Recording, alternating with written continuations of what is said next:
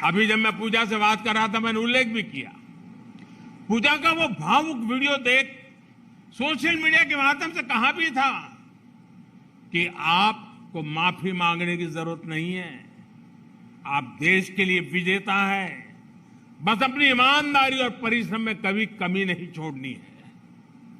Olympics के बाद विनेश से भी मैंने यही कहा था और मुझे खुशी है कि उन्होंने निराशा को पीछे छोड़ते हुए श्रेष्ठ प्रदर्शन किया। बॉक्सिंग हो, जूडो हो, कुश्ती हो, जिस प्रकार बेटियों ने डोमिनेट किया वो अद्भुत है। नीतू ने तो प्रतिद्वंदियों को मैदान छोड़ने पर ही मजबूर कर दिया। हरमनप्रीत के नेतृत्व में पहली बार नहीं, क्रिकेट में बेहतरीन प्रदर्शन किया है।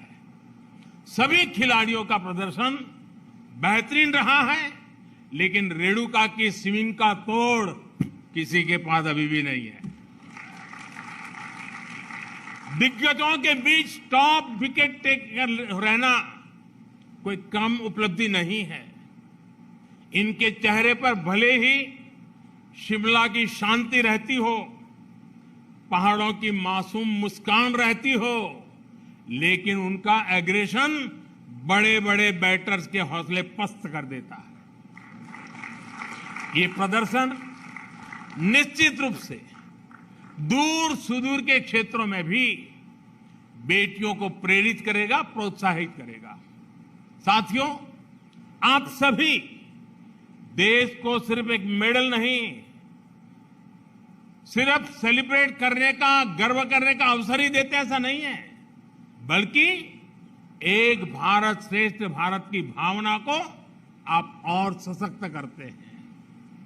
आप खेल में ही नहीं, बाकी सेक्टर में भी देश के युवाओं को बेहतर करने के लिए प्रेरित करते हैं। आप सभी देश को एक संकल्प, एक लक्ष्य के साथ जोड़ते हैं, जो हमारी आजादी की लड़ाई की भी बहुत बड़ी ताकत थी। महात्मा गांधी, नेताजी सुभाष चंद्र बोस, मंगल पांडे, तात्या टोपे, लोकमान्य तिलक, सरदार भगत सिंह, चंद्रशेखर आजाद, अशफाक उल्लाह खां, रामप्रसाद बिस्मिल, अनगिनत सेनानी, अनगिनत क्रांतिवीर, जिनकी धारा अलग थी लेकिन लक्ष्य एक था। रानी लक्ष्मीबाई, झलकारी बाई, दुर्गा बाबी, रानी चेन्नम्मा, रानी गाइडिंलियो और वेलु नचियार जैसी अनगिनत वीरांगनाओं ने हर रूढ़ी को तोड़ते हुए आजादी की लड़ाई लड़ी। बिरसा मुंडा हो, अल्लूरी सीताराम राजू हो, गोविंद गुरु हो, जैसे अनेक महान आदिवासी सेनानियों ने सिर्फ और सिर्फ अपने हौसले, अपने जज्बे से इतनी ताकतवर सेना से टक्कर ली थी। डॉक्टर राजेंद्र प्रसाद, पंडित नेहरू, सरदार पटेल, बाबा साहब आम्बेडकर, आचार्य विनोबा भावे, नानाजी देशमुख, लाल बहादुर शास्त्री, श्यामा प्रसाद मुखर्जी जैसे अनेक विभूतियों ने आजाद भारत के सपनों को पूरा करने के लिए जीवन खपा दिया। आजादी की लड़ाई से लेकर आजाद भारत के नवनिर्माण में जिस तरह से पूरे भारत ने एकजुट होकर प्रयास किया, उसी भावना से आप भी मैदान में उतरते हैं।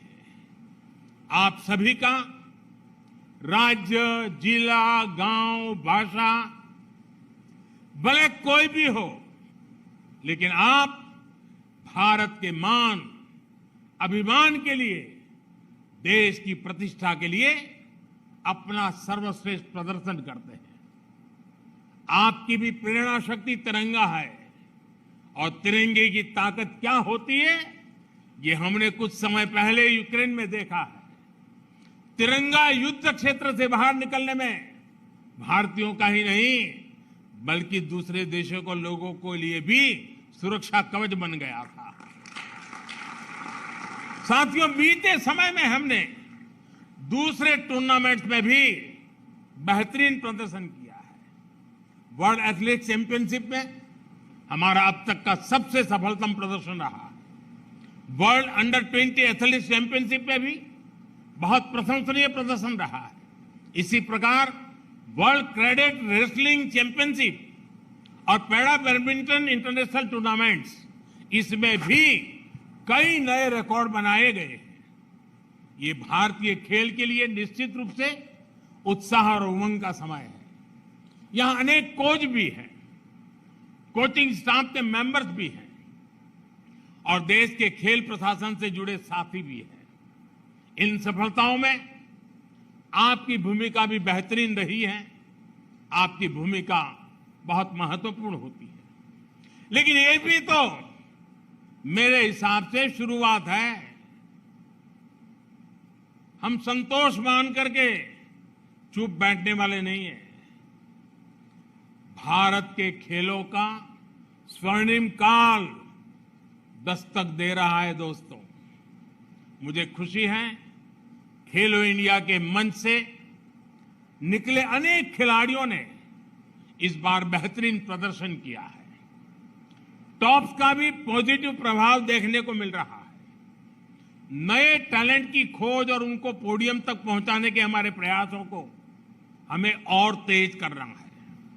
हमारे ऊपर एक ऐसे स्पोर्टिंग इकोसिस्टम के निर्माण की जिम्मेदारी है जो विश्व में श्रेष्ठ हो, इंक्लूसिव हो, डाइवर्स हो, डायनेमिक हो।